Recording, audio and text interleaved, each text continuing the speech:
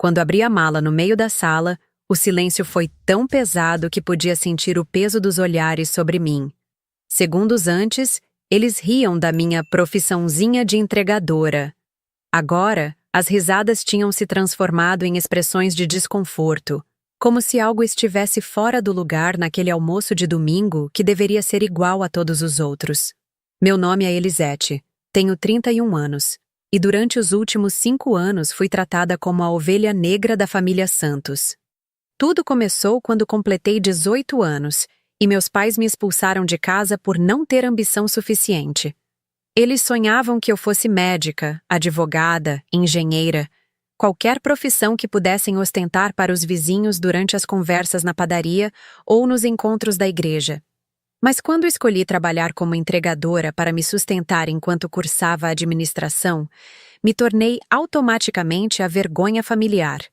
Nossa filha virou motoboy. Ouvia minha mãe, Conceição, sussurrar ao telefone com as amigas, como se minha profissão fosse uma doença contagiosa que poderia se espalhar pela vizinhança. Meu pai, Arnaldo, simplesmente fingia que eu não existia quando os colegas de trabalho perguntavam sobre os filhos. Ele falava do meu irmão Miguel, que era bancário, da minha irmã Patrícia, que trabalhava numa loja de roupas no shopping. Mas quando chegava a minha vez, ele mudava de assunto ou inventava uma desculpa para sair de perto. Durante esses 5 anos, eu me tornei praticamente invisível nos almoços de domingo na casa dos meus pais.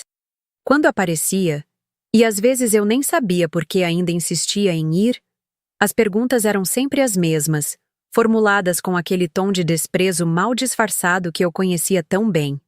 Ainda está nessa de entregar comida? Perguntava minha tia Marlene, sempre com um sorriso falso estampado no rosto. Quando vai arrumar um emprego de verdade? Completava meu tio Geraldo, como se meu trabalho fosse apenas uma fase adolescente que eu ainda não tinha conseguido superar. As comparações eram constantes e dolorosas. Sua prima Jéssica já é gerente de banco, sabia? Minha mãe sempre encontrava um jeito de encaixar essa informação na conversa, geralmente bem no momento em que eu estava mastigando, para que eu não pudesse responder imediatamente. O filho da dona Neuza passou num concurso público. Meu pai adicionava, olhando para mim como se eu fosse uma decepção pessoal que ele carregava nos ombros. Eu sorria, engolia o orgulho junto com a comida e seguia em frente. Eles não sabiam, porque nunca se deram ao trabalho de perguntar, que cada entrega era uma aula prática de negócios, cada cliente uma oportunidade valiosa de aprender sobre mercado, logística e relacionamento comercial. Enquanto percorria as ruas da cidade, eu observava padrões, estudava rotas, conversava com gerentes de restaurantes e descobria problemas que precisavam ser solucionados. Ninguém sabia que eu estava, na verdade, construindo algo muito maior do que qualquer um deles poderia imaginar. O apartamento que eu dividia com 2 colegas de faculdade ficava longe da zona nobre onde minha família morava. Era um lugar simples, com móveis de segunda mão e paredes que precisavam de uma demão de tinta. Mas era meu. Eu pagava minha parte do aluguel, comprava minha própria comida e ainda conseguia guardar um dinheiro todo mês. Coisa que nem meu irmão Miguel, com seu emprego respeitável no banco, conseguia fazer, já que vivia pedindo dinheiro emprestado para meu pai. Mas essa realidade nunca era discutida nos almoços de domingo. O que importava era a aparência, o status, o que os outros iam pensar. Minha mãe chegava ao ponto de mentir para as vizinhas, dizendo que eu estava estudando para concursos, ou fazendo uns trabalhinhos temporários enquanto decidia o que queria da vida. Como se aos 31 anos eu ainda fosse uma adolescente perdida tentando encontrar meu caminho. A gota d'água aconteceu no último domingo de março. Minha tia Marlene chegou acompanhada do filho, Rafael, que tinha acabado de se formar em administração e conseguido um estágio numa empresa multinacional. A partir do momento em que ele colocou os pés na sala, eu soube que seria um almoço especialmente difícil. "Olha só nosso doutor aqui", minha mãe disse, abraçando o primo com aquele carinho exagerado que ela nunca demonstrava comigo. "Conta para todo mundo sobre seu novo emprego, Rafael." Ele se sentou na poltrona principal da sala, aquela que normalmente era reservada para meu pai, e começou a falar sobre a multinacional, sobre os projetos que ia desenvolver, sobre as oportunidades de crescimento na carreira. Todo mundo ouvia com atenção reverente, fazendo perguntas interessadas e elogiando cada palavra que saía da boca dele. Quando chegou minha vez de falar sobre minha semana, o interesse esfriou na mesma hora. E você, Elisete? Minha tia perguntou com aquele tom que não escondia o desprezo. Ainda está nessa de entregar comida pela cidade? Antes que eu pudesse responder, Rafael decidiu dar sua contribuição para a conversa. Tia, com todo respeito, você já pensou em fazer um curso técnico? Talvez algo na área administrativa? Pelo menos seria mais, como posso dizer, respeitável. Ele disse, com aquele sorriso condescendente que me fez sentir como se eu tivesse 12 anos de idade. Meu pai baixou a cabeça, claramente envergonhado da filha que não conseguia se encontrar na vida. Minha mãe mudou de assunto rapidamente, como sempre fazia quando o foco recaía sobre minha profissão. Meus irmãos ficaram em silêncio, provavelmente concordando internamente com a sugestão do primo. Foi nesse momento que algo mudou dentro de mim. Talvez tenha sido o acúmulo de anos de humilhação, ou talvez tenha sido simplesmente o momento certo para mostrar quem eu realmente era.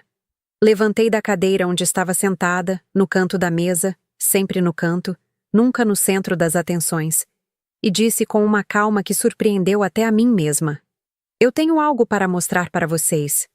Saí da sala sob olhares curiosos e fui até meu carro, que estava estacionado na frente da casa.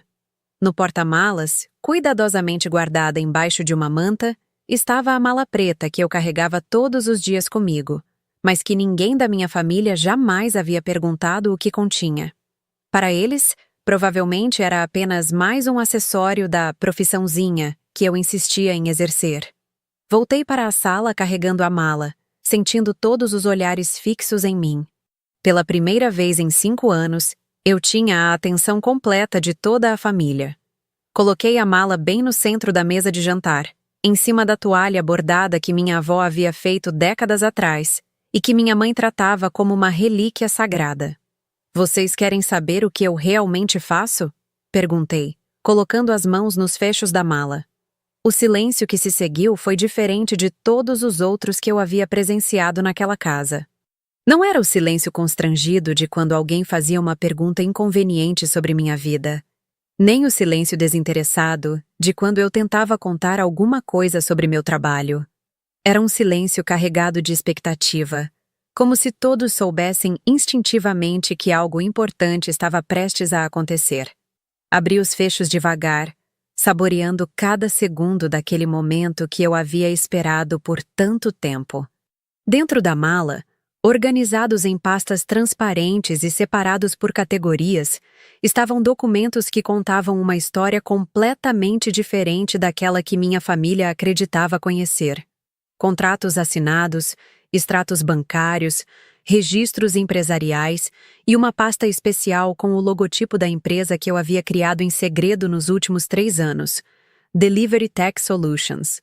Retirei primeiro os contratos principais, aqueles que haviam mudado completamente minha vida financeira, e os espalhei sobre a mesa com cuidado deliberado. Cada movimento meu era acompanhado por olhares atentos e expressões que variavam entre curiosidade e desconfiança.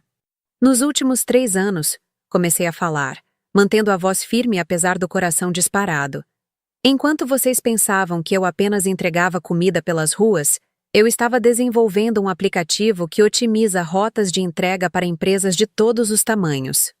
Peguei o primeiro contrato e o coloquei diretamente na frente do meu pai. Este aqui é com a rede Food Express, a maior plataforma de delivery da região metropolitana. Eles pagam R$40 mil mensais pelos meus serviços de otimização logística. A expressão no rosto de meu pai mudou instantaneamente. Ele pegou o documento com mãos ligeiramente trêmulas e começou a ler, movendo os lábios em silêncio conforme processava as informações. Minha mãe se inclinou para olhar por cima do ombro dele, franzindo a testa como se estivesse tentando decifrar um texto em idioma estrangeiro. O segundo contrato, continuei, colocando outro documento na mesa, é com a Gusto Brasil, a rede de restaurantes que tem mais de 200 filiais espalhadas pelo país. Eles me pagam 60 mil reais por mês para gerenciar toda a logística de entregas das unidades da região Sudeste. Rafael, que até poucos minutos atrás falava com tanta propriedade sobre seu estágio, agora estava em silêncio absoluto, olhando para os contratos como se fossem artefatos alienígenas. Minha tia Marlene foi a primeira a tentar formular uma pergunta. Mas como você... Quer dizer, você trabalhava entregando comida. Eu continuo trabalhando com entregas, respondi, tirando da mala um tablet que mostrava o painel de controle do meu aplicativo. A diferença é que agora, em vez de fazer as entregas, eu coordeno centenas delas através de algoritmos que eu mesma desenvolvi. Mostrei a tela para todos, onde dados em tempo real mostravam rotas sendo calculadas, tempos de entrega sendo otimizados e lucros sendo gerados. Era como se eu estivesse revelando um mundo paralelo que existia bem debaixo dos narizes deles, mas que eles nunca haviam conseguido enxergar. Lembram como vocês sempre reclamavam que eu passava tempo demais na rua? Perguntei, olhando especificamente para minha mãe. Pois bem, enquanto eu fazia essas entregas, eu estava coletando dados, observando padrões de tráfego, identificando gargalos logísticos, conversando com gerentes de restaurantes sobre os problemas que eles enfrentavam diariamente. Peguei uma pasta cheia de gráficos e planilhas. Cada conversa com um cliente se transformava em insights valiosos. Cada rua que eu percorria era uma oportunidade de entender melhor como o sistema funcionava. Enquanto vocês viam apenas uma entregadora perdendo tempo, eu estava construindo o maior banco de dados sobre logística urbana da região. Meu irmão Miguel, que sempre me tratou como uma irmã mais nova e responsável, finalmente encontrou a voz. Mas Elisete, isso é real mesmo? Quer dizer, você realmente tem uma empresa? Sorri pela primeira vez em muito tempo durante um almoço de família. Miguel, você trabalha há 8 anos no banco e ganha quanto por mês? 4 mil? 5 mil reais? Ele assentiu hesitante, claramente desconfortável com a direção que a conversa estava tomando. Retirei da mala o extrato bancário mais recente da minha empresa e o coloquei na mesa, bem no centro, onde todos pudessem ver. Faturamento do mês passado, 2.300.000 reais. Lucro líquido, depois de todos os custos operacionais e impostos, 1.800.000 reais. O silêncio que se seguiu foi ensurdecedor. Meu primo Rafael engasgou com o refrigerante que estava bebendo. Minha tia Marlene ficou pálida como se tivesse visto um fantasma. Minha mãe abriu e fechou a boca várias vezes, sem conseguir produzir som algum. Isso quer dizer que você ganha em um mês mais do que eu ganho em 30 anos de banco? Miguel perguntou, com uma voz que soava mais como um sussurro incrédulo. Na verdade, respondi, pegando uma calculadora que também guardava na mala. Se considerarmos seu salário atual, eu ganho em uma semana o que você ganha em um ano inteiro. A matemática cruel da realidade se espalhou pela sala como uma nuvem pesada. Durante todos esses anos, eles haviam me tratado como o membro fracassado da família, enquanto eu silenciosamente construía um império empresarial que superava todos os sonhos mais ambiciosos que eles poderiam ter para si mesmos. Minha irmã Patrícia, que trabalhava na loja do shopping e sempre fazia questão de mencionar sua posição de responsabilidade como supervisora de vendas, perguntou com voz trêmula: "Mas por que você nunca contou nada disso para a gente?" A pergunta dela me atingiu como um soco no estômago, não pela sinceridade, mas pela absoluta falta de autoconsciência que ela demonstrava. Respirei fundo antes de responder. Patrícia, vocês se lembram da última vez que eu tentei falar sobre meu trabalho? Foi no Natal do ano passado. Eu estava empolgada porque havia fechado meu primeiro contrato grande, com uma rede de 20 restaurantes. Sabe o que aconteceu? Ela balançou a cabeça, claramente não se lembrando. Papai mudou de assunto antes mesmo de eu terminar a primeira frase. Disse que não queria ouvir sobre motocicleta na mesa de jantar. Mamãe riu e disse que eu parecia uma criança falando sobre brinquedos. E você, Patrícia? Você disse textualmente: "Elisete, para de inventar importância para esse trabalhinho de entregadora. Ninguém aqui está interessado em ouvir sobre comida e moto. O constrangimento era visível no rosto dela. Minha mãe começou a brincar nervosamente com a barra da blusa. Um tique que ela tinha desde que eu era criança e que sempre aparecia quando ela se sentia culpada por alguma coisa. Então eu aprendi a ficar quieta. Continuei. Aprendi que era mais fácil deixar vocês acreditarem na versão de mim que vocês haviam criado do que tentar convencê-los da realidade. Era mais simples ser a filha problemática que trabalhava com motocinha do que explicar conceitos de tecnologia e logística para pessoas que já haviam decidido que eu não prestava. Peguei outro conjunto de documentos da mala. Estes aqui são os contratos internacionais que assinei no mês passado. Uma empresa americana e outra alemã querem licenciar minha tecnologia para usar em seus países. O valor total do acordo é de 15 milhões de dólares, pagos ao longo de 5 anos. Rafael, que até então havia permanecido em silêncio, finalmente conseguiu articular uma pergunta. Mas como você aprendeu a fazer isso tudo? Quer dizer, você não estudou programação, não fez MBA. Rafael, respondi, olhando diretamente nos olhos dele. Você está fazendo um estágio numa multinacional. Quantos problemas reais você já resolveu? Quantas decisões importantes você já tomou? Quantos clientes você já conquistou? Ele não respondeu, mas sua expressão já era resposta suficiente. Eu passei 5 anos nas ruas, conversando com empresários de verdade, vendo na prática como os negócios funcionam, identificando problemas reais e desenvolvendo soluções que realmente funcionam. Enquanto você estava sentado numa sala de aula ouvindo teoria, eu estava no mercado aprendendo com a realidade. A atmosfera na sala havia mudado completamente. O ar de superioridade que minha família sempre demonstrava quando falava comigo havia evaporado, substituído por uma mistura de choque, admiração e, eu tinha que admitir, um pouco de vergonha. Mas eu ainda não havia terminado. Havia mais uma revelação que eu guardara para o final, a cereja do bolo que tornaria esse momento inesquecível para todos nós. Guardei para o final o documento que sabia que causaria maior impacto. Era uma pasta grossa, cheia de papéis oficiais que eu havia preparado especificamente para esse momento, mesmo sem saber quando ele chegaria. Coloquei-a sobre a mesa com a mesma solenidade de quem apresenta uma evidência crucial num tribunal. Existe mais uma coisa que vocês precisam saber, disse, abrindo a pasta devagar. A Delivery Tech Solutions não é apenas uma empresa de consultoria em logística. Nos últimos 18 meses, eu adquiri participações em 17 restaurantes da cidade. Retirei da pasta os contratos de compra de cotas societárias, cada um representando uma parcela significativa de estabelecimentos que minha família frequentava regularmente. Lembram da pizzaria Bella Vita, onde vocês sempre fazem aniversários? Eu sou dona de 40% dela. O lucro mensal que recebo apenas dessa participação é de R$28 mil. Meu pai pegou o contrato com mãos trêmulas, seus olhos percorrendo os números como se estivesse tentando decifrar um código secreto. A pizzaria Bella Vita era o lugar preferido da família para comemorações especiais. Nós havíamos estado lá apenas 2 semanas antes, para o aniversário de 50 anos da minha mãe. O restaurante japonês Sushi House, onde Patrícia levou o namorado na semana passada, continuei, retirando outro contrato.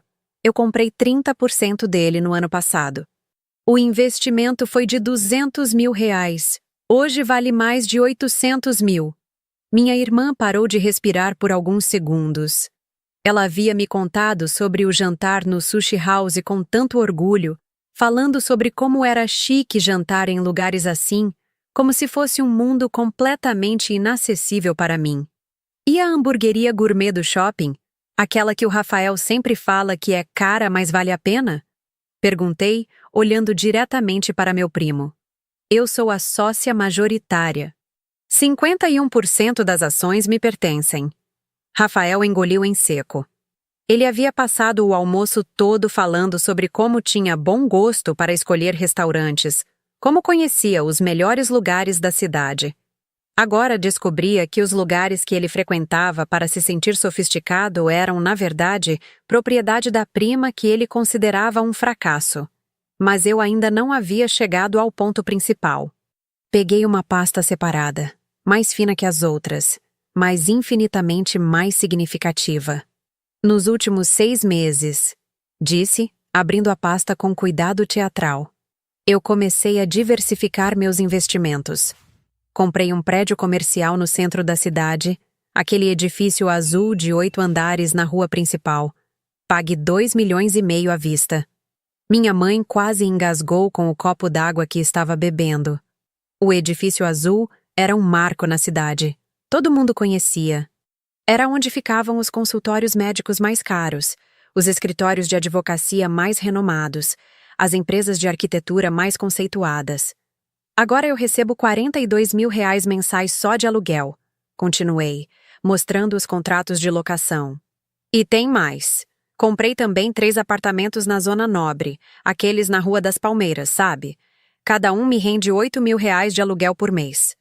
A Rua das Palmeiras era o endereço mais cobiçado da cidade, onde moravam os médicos, advogados e empresários mais bem-sucedidos. Era o tipo de lugar que minha família sempre comentava com admiração e inveja, sempre dizendo que, quem sabe um dia, alguém da família conseguiria morar por lá. Meu tio Geraldo, que havia ficado quieto durante toda a apresentação, finalmente encontrou a voz. Elisete, você está dizendo que você é rica? A pergunta dele era tão ingênua, tão deslocada da realidade que havia sido apresentada, que eu quase ri. Rico é um conceito relativo, tio Geraldo. Mas se você quer números concretos, meu patrimônio líquido atual é de R$ 16.400.000. O silêncio que se seguiu foi diferente de todos os outros que haviam ocorrido naquele almoço. Era um silêncio pesado, carregado de implicações que todos estavam tentando processar. Durante 5 anos, eles haviam me tratado como a parente pobre da família.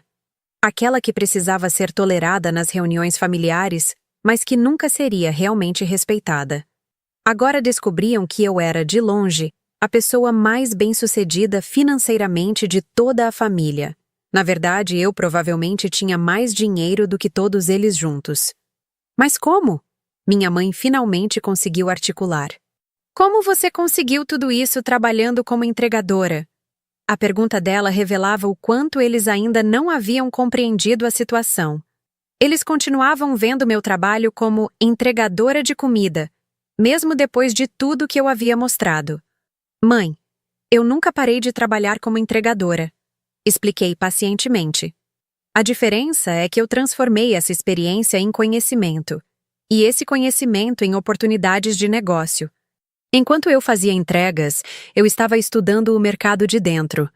Eu via quais restaurantes tinham movimento, quais tinham problemas operacionais, quais tinham potencial de crescimento.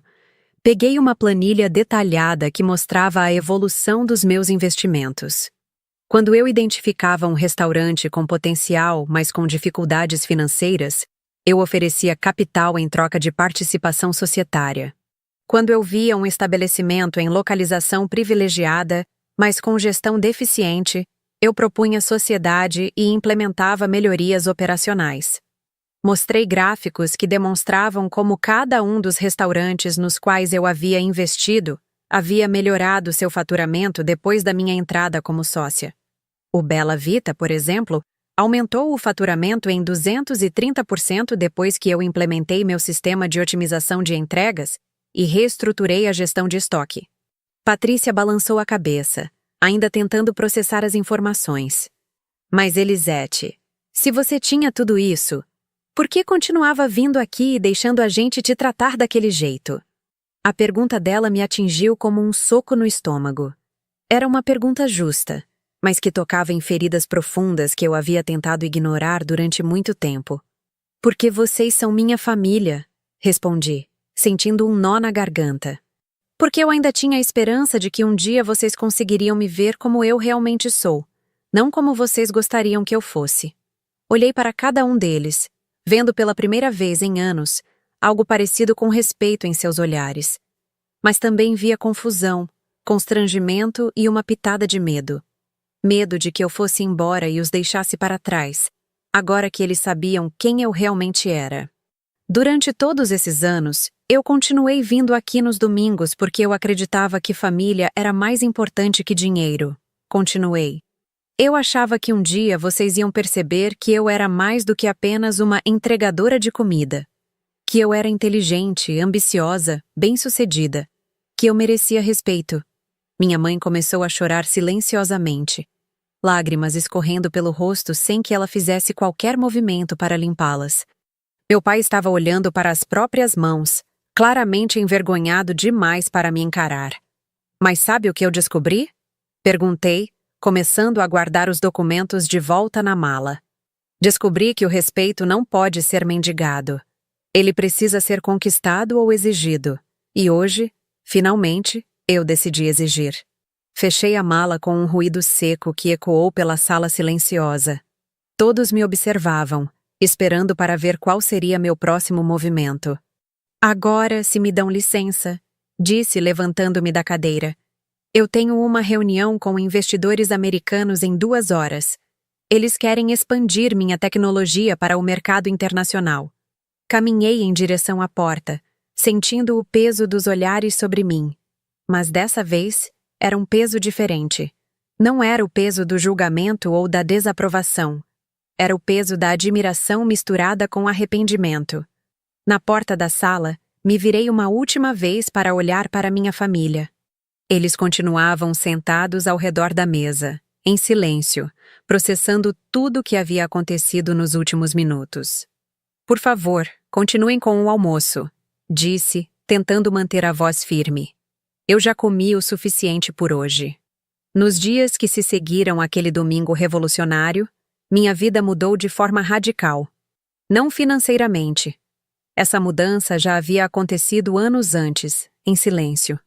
A mudança foi na forma como as pessoas ao meu redor passaram a me tratar. Na segunda-feira, meu celular começou a tocar ainda antes das 7 da manhã. Era minha mãe, com uma voz hesitante que eu não estava acostumada a ouvir. Elisete, filha, você poderia vir aqui em casa hoje à tarde? Seu pai e eu gostaríamos de conversar com você. Eu estava no escritório que havia montado no meu apartamento, revisando os contratos para a reunião com os americanos, quando o telefone tocou. A ironia da situação não passou despercebida. Pela primeira vez em 5 anos, era minha mãe quem estava me ligando, e não o contrário. Mãe, eu tenho uma agenda muito corrida esta semana, respondi sem mentir. Que tal agendarmos para o próximo fim de semana? Agendar. Eu nunca havia usado essa palavra com minha família antes. Eles sempre assumiram que eu estaria disponível quando eles quisessem, porque afinal, que compromissos importantes uma entregadora de comida poderia ter? É importante, filha. Muito importante. Algo no tom de voz dela me fez aceitar. Combinamos que eu iria lá às 5 da tarde, depois da minha reunião com os investidores. A reunião foi um sucesso. Os americanos da Tech Logistics International ficaram impressionados com meu aplicativo e com os resultados que eu havia alcançado no mercado brasileiro. Fechamos um acordo de licenciamento que me garantiria royalties de 3% sobre todas as operações que eles fizessem usando minha tecnologia. Quando cheguei à casa dos meus pais, encontrei uma cena que me surpreendeu. Eles estavam os dois na sala, vestidos com suas melhores roupas, como se estivessem recebendo uma visita importante. A mesa estava posta com o jogo de chá da vovó, aquele que só era usado em ocasiões especiais.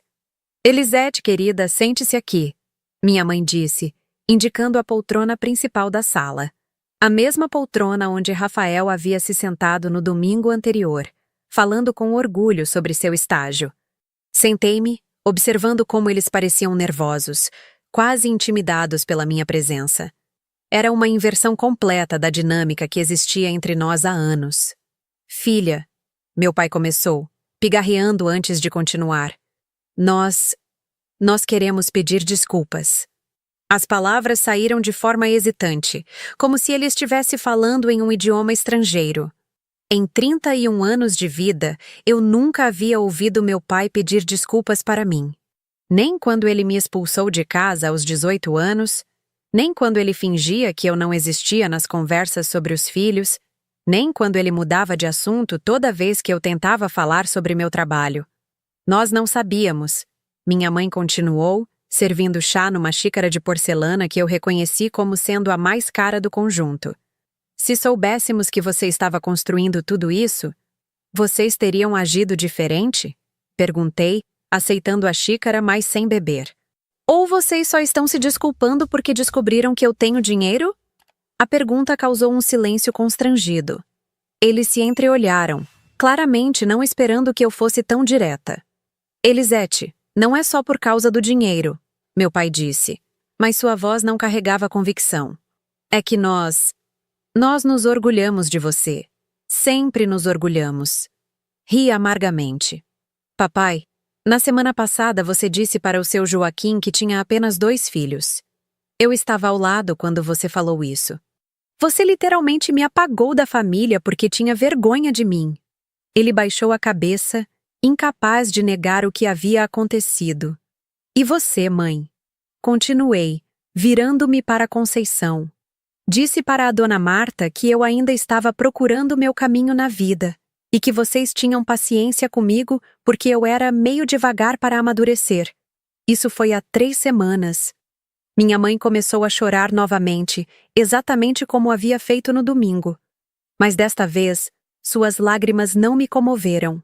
Eu havia passado anos tentando conquistar o amor e o respeito deles, e agora que eles queriam me oferecer essas coisas, eu não tinha certeza se ainda as queria.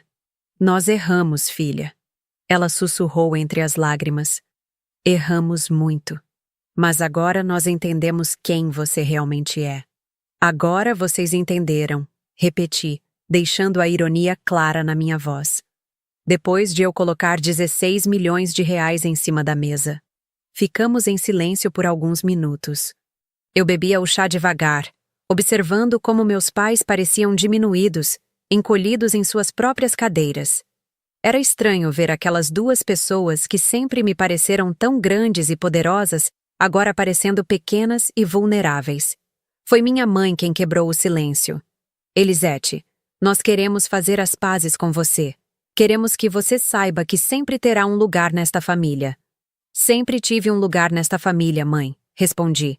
O problema é que era sempre no último lugar. Sempre o lugar da filha problemática, da ovelha negra, da decepção. Meu pai se mexeu desconfortavelmente na cadeira. Mas agora é diferente. Agora nós sabemos. Agora vocês sabem que eu tenho dinheiro, interrompi. Essa é a única diferença. Coloquei a xícara na mesa e me levantei. Vocês querem saber uma coisa interessante que descobri durante esses anos todos trabalhando nas ruas? Eles me olharam expectantes. Descobri que é muito fácil identificar quem são seus verdadeiros amigos. São aquelas pessoas que te respeitam quando você não tem nada para oferecer além de si mesmo. As outras pessoas, aquelas que só aparecem quando descobrem que você pode ser útil, essas não são amigas. São oportunistas. A acusação implícita nas minhas palavras atingiu o alvo. Meus pais sabiam exatamente o que eu estava insinuando. Elisete, por favor, minha mãe implorou. Não vá embora assim. Nós somos sua família. Família, repeti, pensando na palavra. Vocês sabem qual foi o momento que me fez perceber que eu precisava construir minha própria vida, independente de vocês? Eles balançaram a cabeça. Foi no Natal de 2 anos atrás. Eu havia trabalhado durante todo o dia 24 de dezembro, fazendo entregas para pessoas que queriam receber suas ceias em casa. Eram famílias reunidas, felizes, se abraçando. Eu cheguei aqui às 9 da noite, cansada, mas animada para passar o Natal com vocês. Parei por um momento, lembrando da dor que havia sentido naquela noite. Quando eu cheguei, vocês já tinham jantado. A mesa estava desarrumada, os pratos sujos na pia. Miguel disse que acharam que eu não viria porque estava ocupada com as motocas. Vocês não me esperaram. No Natal. Minha mãe cobriu o rosto com as mãos. Eu sentei sozinha na cozinha, comendo sobras de Chester frio, ouvindo vocês rirem na sala sobre alguma piada que eu havia perdido. Foi naquele momento que eu decidi que nunca mais iria mendigar carinho de vocês. Que eu ia construir minha própria vida, meu próprio sucesso, minha própria felicidade. Caminhei até a janela e olhei para a rua onde eu havia crescido. E foi a melhor decisão que eu já tomei na vida. Quando me virei, vi que meu pai também estava chorando. Era a primeira vez que eu o via chorar desde o funeral da vovó. Filha, ele disse com voz embargada, nós não sabíamos que você se sentia assim. Claro que sabiam, respondi com firmeza. Vocês simplesmente não se importavam. É diferente. Peguei minha bolsa e caminhei em direção à porta. Eu preciso ir. Tenho jantar com investidores alemães às 8 horas. Elisete, espera. Minha mãe se levantou rapidamente. E agora? Como fica a nossa relação? Parei na porta e me virei para olhá-los uma última vez. Isso depende de vocês, mãe. Se vocês conseguirem me amar e me respeitar pela pessoa que eu sou, e não pelo dinheiro que eu tenho, talvez ainda haja esperança para nós. Saí de casa deixando-os sozinhos com seus arrependimentos e suas culpas. No carro, antes de ligar o motor, eu me permiti chorar por alguns minutos. Não de tristeza, mas de alívio. Finalmente, depois de tantos anos, eu havia dito tudo o que precisava ser dito. O que aconteceria a partir dali dependeria deles. E pela primeira vez na vida, eu não estava disposta a fazer mais do que minha parte para manter nossa relação funcionando.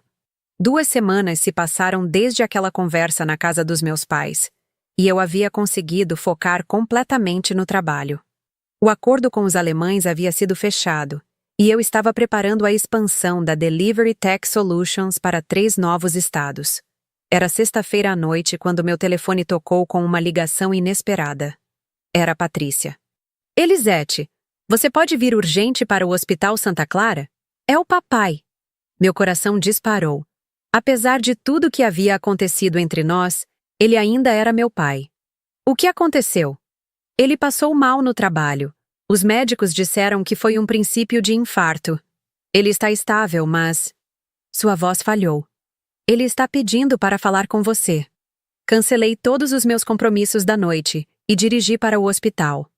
No caminho, minha mente fervilhava com lembranças da minha infância, quando meu pai era meu herói. Antes dos desentendimentos, antes da vergonha que ele sentia de mim, havia sido um tempo em que éramos próximos. Encontrei minha família toda reunida na sala de espera. Miguel, Patrícia, minha mãe, tia Marlene, tio Geraldo e até mesmo Rafael estavam lá. Quando eu apareci, o silêncio que se fez foi diferente de todos os outros que eu havia presenciado. Era um silêncio respeitoso, quase reverente. Como ele está? Perguntei para minha mãe. Estável, ela respondeu, mas seus olhos estavam vermelhos de tanto chorar. Os médicos disseram que não foi grave, mas que ele precisa mudar o estilo de vida. Menos estresse, melhor alimentação, exercícios. Dr. Cardoso, o cardiologista que estava cuidando do caso, se aproximou de nós. Era um homem na casa dos 50 anos, com cabelos grisalhos e uma expressão séria. A família do Sr. Arnaldo Santos? Ele perguntou. Somos nós, minha mãe respondeu. Bem, ele está fora de perigo imediato, mas preciso ser franco com vocês. O Sr. Santos tem um quadro de estresse crônico muito grave. A pressão arterial está descontrolada há anos e ele está com princípios de diabetes. Se não mudar radicalmente o estilo de vida, episódios como este vão se repetir. Doutor, interrompi. Quanto custaria um tratamento completo? Exames, acompanhamento médico, medicamentos, tudo o que ele precisar? O médico me olhou surpreso. Bem, seria um tratamento caro. Estamos falando de pelo menos R$ 15.000 por mês, durante pelo menos 2 anos. Não tem problema, respondi imediatamente. Eu vou custear tudo. Minha família me olhou com expressões de choque e gratidão. Mas o Dr. Cardoso franziu a testa. Perdão, mas você trabalha com o quê? Esse é um valor muito alto para... Eu sou empresária, respondi com firmeza. Posso pagar. Antes que ele pudesse questionar mais, minha tia Marlene interveio. Doutor, minha sobrinha é dona de uma empresa multinacional, Dinheiro não é problema para ela. A expressão no rosto do médico mudou instantaneamente. Era a mesma expressão que eu havia visto no rosto da minha família no domingo anterior. Uma mistura de surpresa, respeito e até mesmo um pouco de intimidação. Ah, entendo, ele disse, agora com um tom muito mais deferente.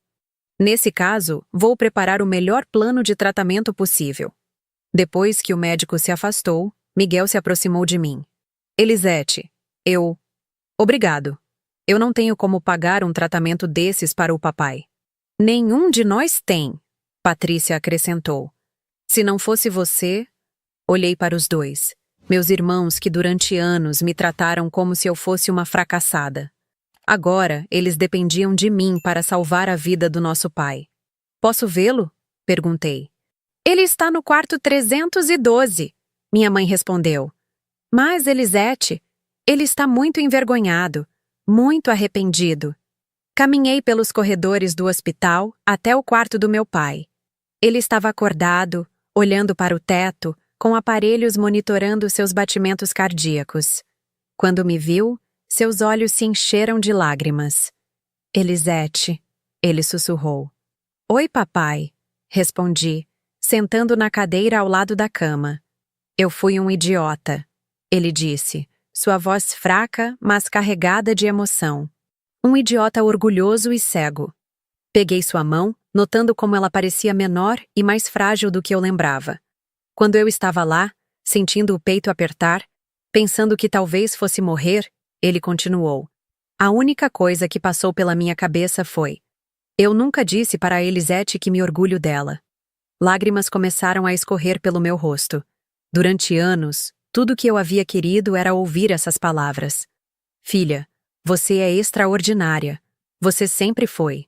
E eu fui burro demais para perceber. Papai, não. Deixa eu falar. Ele me interrompeu.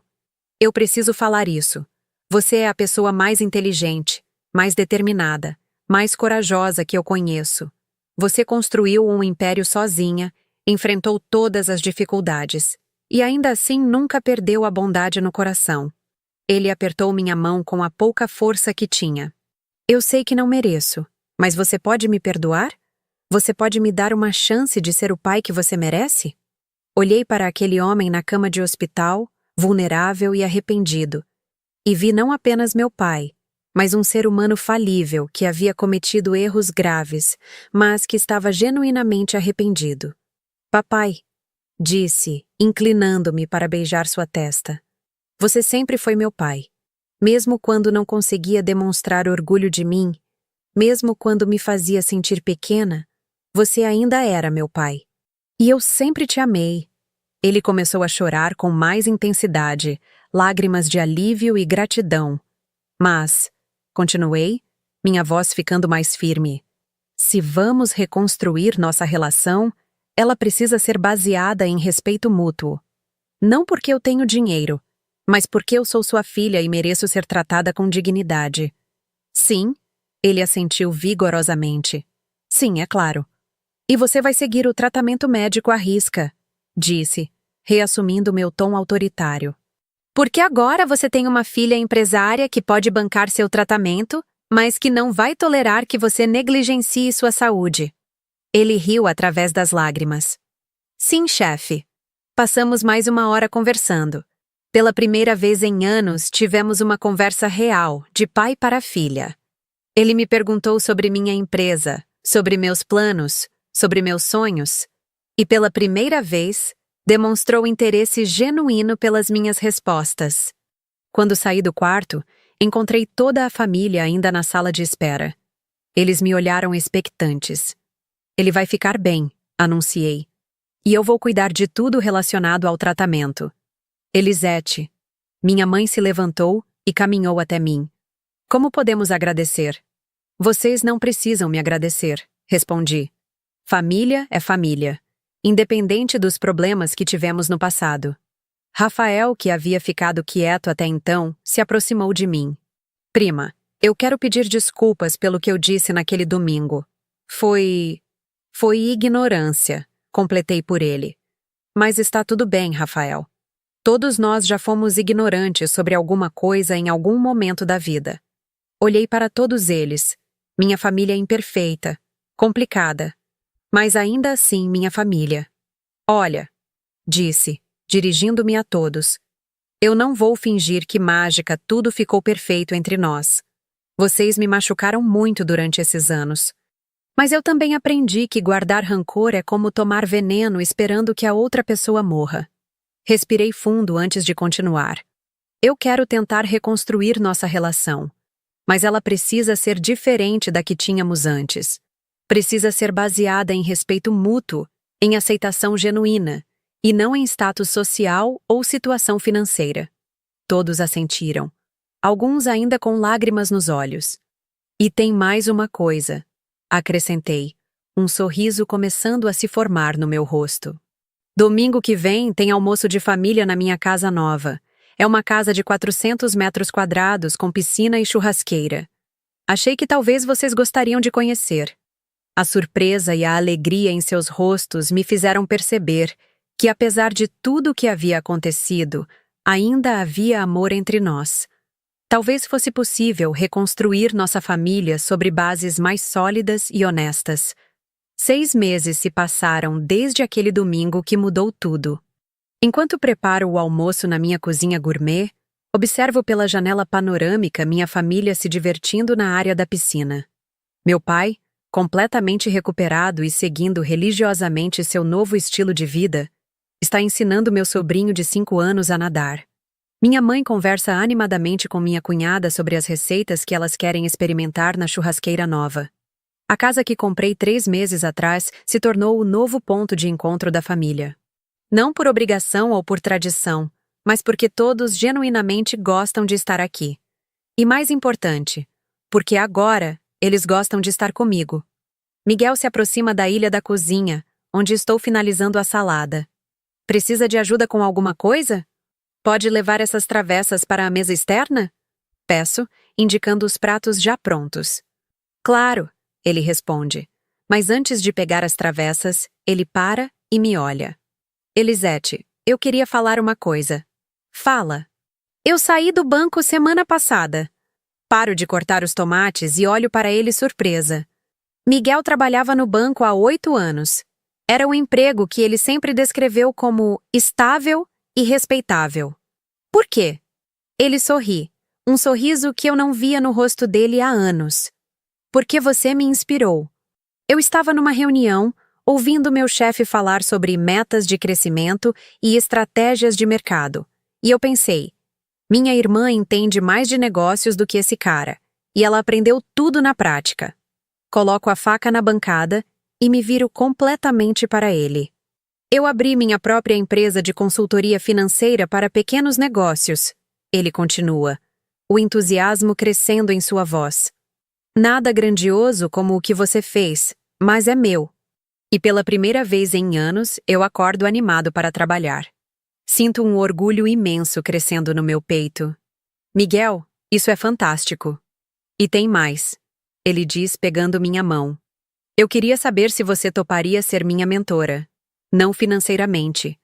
Ele se apressa em esclarecer. Mas com conselhos, orientações sobre mercado, essas coisas. É a primeira vez em toda a nossa vida que meu irmão mais velho me pede ajuda e orientação. Não como um favor, mas reconhecendo genuinamente minha expertise. Claro, respondo apertando sua mão. Será um prazer. Patrícia entra na cozinha nesse momento, carregando minha sobrinha de 2 anos no colo. Desculpa interromper, mas a princesa aqui está com fome. Não está interrompendo nada. Digo, estendendo os braços para pegar minha sobrinha. Vem cá, Isabela. A menina se joga em meus braços com a confiança total que só as crianças possuem. Nos últimos meses me tornei a tia Lili favorita, aquela que sempre tem doces escondidos na bolsa e que inventa as brincadeiras mais divertidas. Tia Lili, você pode me levar na piscina depois do almoço? Ela pergunta com aquela voz doce de criança. Claro, meu amor. Mas primeiro você precisa comer direitinho. Patrícia me observa interagindo com a filha e sorri.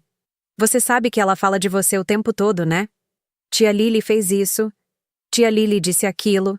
Você virou a pessoa mais importante do mundo para ela. E ela para mim, respondo sinceramente. Uma das melhores coisas que saíram dessa reconciliação familiar foi poder conhecer de verdade meus sobrinhos. Antes, eu era apenas a tia estranha que aparecia nos almoços. Agora, sou parte ativa da vida deles. Elisete, Patrícia hesita por um momento antes de continuar. Eu também queria falar uma coisa com você. Diz. Eu sei que nunca foi fácil ser a única filha mulher, com toda a pressão que mamãe e papai colocavam sobre você para seguir um caminho tradicional. E eu sei que eu não ajudei muito. Na verdade, acho que eu piorei as coisas várias vezes. Coloco Isabela no chão para que ela possa brincar e me concentro totalmente na minha irmã. O que eu quero dizer é, ela continua, que você me ensinou que existem muitas maneiras de ser bem-sucedida na vida. E que coragem não é não ter medo. É ter medo e fazer mesmo assim. Patrícia, eu me inscrevi para fazer faculdade de administração. Ela diz rapidamente, como se tivesse medo de perder a coragem. Vou começar no próximo semestre. Aos 32 anos, eu finalmente vou ter minha formação superior. Sinto lágrimas se formando nos meus olhos. Por que você nunca me contou que queria fazer faculdade? Porque eu tinha vergonha. Achava que era tarde demais, que eu era burra demais, que não conseguiria conciliar com o trabalho e a família. E o que mudou? Ela sorri, e nesse sorriso eu vejo uma determinação que nunca havia notado antes. Você mudou. Ou melhor, você me mostrou que nunca é tarde para correr atrás dos seus sonhos. Abraço minha irmã com força. Estou muito orgulhosa de você. Família! Meu pai grita da área externa. Venham que o churrasco está pronto! Nos reunimos todos ao redor da mesa grande na varanda. Meus pais, meus irmãos, meus cunhados, meus sobrinhos, minha tia Marlene, meu tio Geraldo e até mesmo Rafael, que agora trabalha numa startup e sempre me pede dicas sobre empreendedorismo. Olho para cada um deles enquanto servimos a comida e conversamos sobre nossos projetos, nossos sonhos, nossas conquistas e nossos desafios. É uma dinâmica completamente diferente daquela que existia antes. Não há mais competição silenciosa, não há mais julgamentos disfarçados, não há mais ninguém tentando provar que é melhor que os outros. Ei! Meu pai chama minha atenção. Você não disse que tinha uma novidade para contar para a gente? Sorrio. Durante a semana, eu havia mencionado que tinha algo importante para compartilhar no almoço de domingo. É verdade, digo, me levantando. Bem, vocês se lembram que mês passado eu fechei aquele contrato com os japoneses? Todos assentem. A expansão da Delivery Tech Solutions para o mercado asiático havia sido o assunto principal dos nossos últimos almoços. Pois bem, eles ficaram tão impressionados com os resultados que decidiram fazer uma proposta para comprar minha empresa completamente. O silêncio que se segue é de pura expectativa. Quanto? Miguel pergunta. 120 milhões de reais. Minha mãe quase engasga com o suco que estava bebendo. Rafael deixa o garfo cair no prato. Até mesmo meu pai, que já estava mais acostumado com meus números astronômicos, fica boquiaberto. E você vai vender? Patrícia pergunta. Já vendi, respondo, não conseguindo esconder o sorriso. Assinamos o contrato na sexta-feira. A mesa explode em comemorações. Todos falam ao mesmo tempo, fazendo perguntas, expressando admiração, planejando comemorações. Mas calma, digo, levantando as mãos para pedir silêncio. Tem mais. Mais? Minha mãe pergunta, parecendo que está prestes a ter um ataque cardíaco. Com o dinheiro da venda, eu vou montar um fundo de investimentos focado em apoiar pequenos empreendedores que estão começando, principalmente mulheres e jovens de baixa renda. Olho especificamente para Miguel. E eu quero que você seja meu sócio nesse projeto. Se você quiser, claro. Meu irmão fica sem palavras por alguns segundos. Elisete, Você tem certeza? Quer dizer, você não precisa... Miguel, interrompo. Eu não estou oferecendo por obrigação ou por pena. Estou oferecendo porque você tem a formação financeira que eu preciso e porque eu confio em você. Então, Sim, ele diz, se levantando para me abraçar. Claro que sim. A mesa toda vibra novamente. Meu pai está chorando de emoção. Minha mãe não para de repetir: meu Deus, meu Deus. E meus sobrinhos estão gritando de alegria mesmo sem entender completamente o que está acontecendo. Quando a agitação diminui, minha tia Marlene, que havia ficado observando tudo em silêncio, finalmente fala: Elisete, você sabe que todos nós aprendemos uma lição muito importante com você, né? Que lição? Que o sucesso verdadeiro não se mede só pelo que você conquista, mas por como você usa suas conquistas para ajudar os outros. Olho ao redor da mesa, para essas pessoas que são minha família, com todos os seus defeitos e qualidades, e sinto uma sensação de completude que não experimentava há anos. Vocês sabem, digo, voltando a me sentar. Durante muito tempo, eu achei que o sucesso significava provar para vocês que eu era capaz. Depois, achei que significava não precisar mais de vocês. Mas agora eu sei que o verdadeiro sucesso é poder compartilhar as conquistas com as pessoas que você ama. Levanto meu copo de suco. Um brinde à família. A nossa família maluca, complicada, mas real. Todos levantam seus copos, e no momento em que eles se tocam, eu sei que finalmente encontrei meu lugar no mundo. Não é um lugar que me foi dado por direito de nascimento, nem um lugar que conquistei através de dinheiro. É um lugar que construí com determinação, que mantive com dignidade e que agora posso desfrutar com amor. Mais tarde, quando o sol está se pondo e alguns já começaram a ir embora, meu pai se aproxima de mim na varanda onde estou observando o movimento da cidade lá embaixo. Filha, ele diz colocando a mão no meu ombro, eu quero que você saiba uma coisa. O que, papai? Eu não me orgulho de você por causa do dinheiro que você tem, ou do sucesso que você alcançou. Olho para ele, esperando que continue. Eu me orgulho de você porque você é uma pessoa íntegra, corajosa e generosa. Porque você enfrentou todas as dificuldades sem perder a bondade no coração. Porque você nos deu uma segunda chance quando não merecíamos. Abraço meu pai, sentindo que finalmente chegamos ao lugar onde sempre deveríamos ter estado. Um lugar de amor incondicional e respeito mútuo. Eu te amo, papai, sussurro. Eu também te amo, filha. E agora todo mundo vai saber disso. Quando todos vão embora e eu fico sozinha na minha casa silenciosa, me sento na poltrona da sala e reflito sobre a jornada que me trouxe até aqui. Foi uma estrada longa e às vezes dolorosa, mas cada obstáculo me tornou mais forte. Cada desilusão me ensinou algo valioso. Cada pequena vitória me preparou para conquistas maiores. Olho para a mala preta que agora fica guardada num armário do meu escritório em casa. Ela não é mais um símbolo de segredos ou de provas que preciso apresentar.